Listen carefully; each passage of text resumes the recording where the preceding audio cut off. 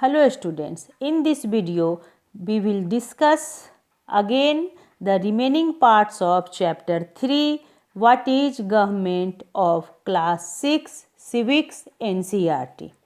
In previous video we have discussed about the government, the need for government, the activities which are performed by the government, and there are three levels of government and the types of government, the three types of the government. And in this video we will discuss about the democratic government. Okay.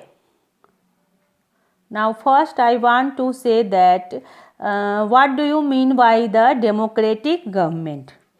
The governance in which people vote for their leader directly through the election process as their representatives to form the government is called democratic government.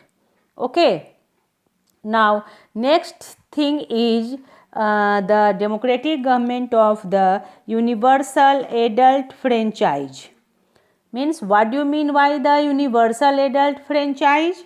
Means universal adult franchise means that the right to vote given to a citizen who are of prescribed age without of discrimination of caste, color, class, religion, region or gender or etc. Now you can say in simple sentence that the right to vote is called suffrage or franchise.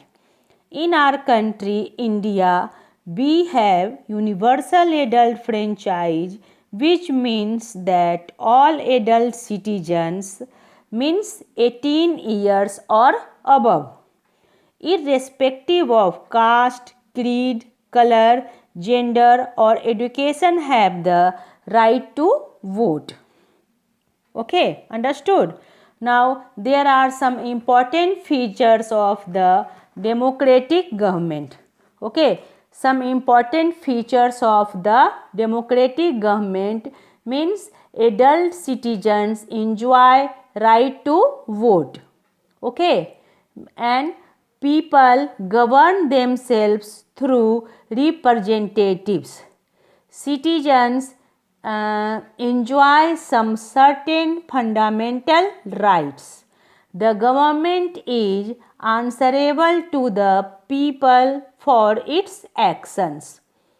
People also have the right to contest elections. Understood? Means these are some important features of the democratic government. Okay. Now next is the suffrage movement. Means what do you mean by the suffrage movement? Means suffrage means right to vote. In past Europe and USA, women and poor did not have right to vote. Okay, means in past in only in Europe and USA, women and the poor people, they have not right to vote. They had to fight for this right. And the women's struggle to vote during the First World War was known as suffrage movement.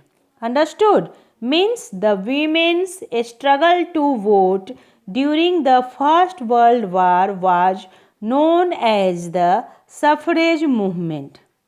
And suffragist, one who claims for the right to vote, and suffragette, a woman who advocates for suffrage for women.